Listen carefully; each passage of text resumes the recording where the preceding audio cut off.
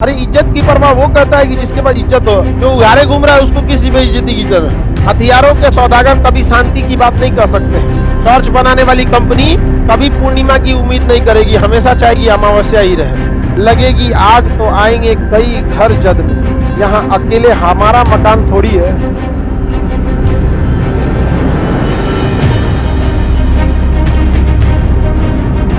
कि भगत सिंह को गिरफ्तारी हुई थी केंद्रीय असेंबली में बम फेंकने के कारण, और वो बम फेंके थे खाली कुर्सियों पर, लेकिन फांसी हुई थी सैंडर्स की हत्या के शक के आधार पर।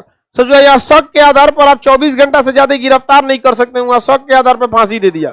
और उस समय जज वहां थे आगा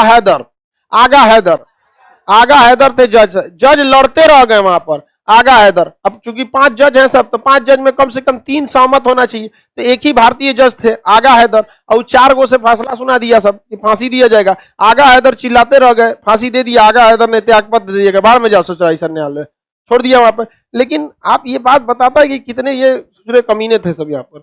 ये जितना गोरा है सब ना, ये अंग्रेज, दुनिया में कहीं भी अगर खून बह रही है तो उसके पीछे यही जिम्मेदार है। हथियारों के सौदागर कभी शांति की बात नहीं कर सकते हैं। टॉर्च बनाने वाली कंपनी कभी पूर्णिमा की उम्मीद नहीं करेगी, हमेशा चाहेगी अमावस्या ही रहे। समझ में आएगी नहीं? इन चोट्टों को कौन समझाए? यहाँ पर सारा बवाल इन्हीं सब का चक्कर में है। अमेरिका, ब्रिटेन, फ्रांस, यही सब तो क्या बनाता है ऐसा? हथियार बनाता है सब। वरना अगर हमारा विभाजन नहीं हुआ रहता, म्यांमार अलग नहीं होता, भारत, पाकिस्तान, अफगानिस्तान अलग नहीं होता, तो आप बताइए हम हथियार खरीदते किसके लिए? आज भी हम हथियार सबसे ज्यादा टेंशन लिए रहते हैं किसे? पाकिस्तानवा की वजह से। वही उसी से टेंशन रहता है, क्योंकि उसके बाद खाने के लिए है नहीं है कुछ। अरे इज्जत की परवाह वो करता है कि जिसके पास इज्जत हो। जो उघारे घूम रहा है उसको किसी बेइज्जती की जरूरत। अब चाइना क्या है कि उसके पास इकोनॉमी है, एजुकेशन है, डेवलपमेंट है, तो सोचता है कि बार बार लड़ाई नहीं करना चाहिए। इस सोच जब मन तब लुंगी बांधा, चल दिया सोचो। हाँ, हाँ, और क्या, आधा इसे मोड़ेगा, बम रख लेगा उस, मारो शिशु। देखिए, कम्युनल विवाद वगैरह पहले अंग्रेज कराते थे, आज नेता कराते हैं। और हर धर्म में देखिए कुछ कुछ आलतू फालतू लोग होता है।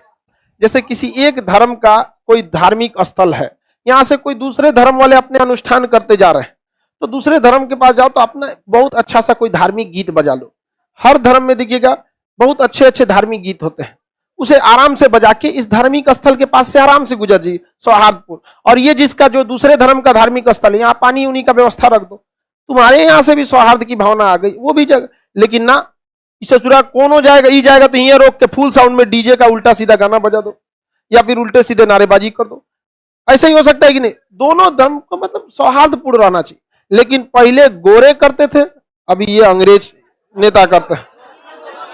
मशरूम, ये सब चीजें जो हैं गड़बड़ हो जाती हैं। ये सब चीजों को सौहार्द बिगाड़ने से कोई फायदा नहीं होता।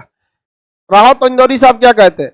लगेगी आग तो आएंगे कई घर जद में, यहाँ अकेले हमारा मकान थोड़ी है। जब समाज में आग लगती है तो सबके घर जलते हैं। इसलिए ये सब चीजों को आप लोगों को बचा के रखना है। लेकिन एक चीज में तो हमको पूर्ण विश्वास है कि हमारा जहां विद्यार्थी रहेगा वहां कभी सब आलतू फालतू चीज में नहीं रहेगा। साइड है, यहां से उल्टा सीधा चीज में नहीं रहना चाहिए। अब लोग देश की बात ना करके किसकी करने लगे? हिंदू मुसलमान।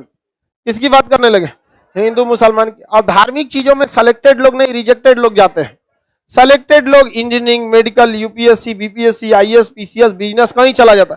जो नहीं कुछ किया, रिजेक्टेड। कहां चल गया? धार्मिक चीज। धार्मिक चीज में कहां चला गया? रिजेक्टेड। आप लोग तो सेलेक्टेड होंगे कहीं ना कहीं।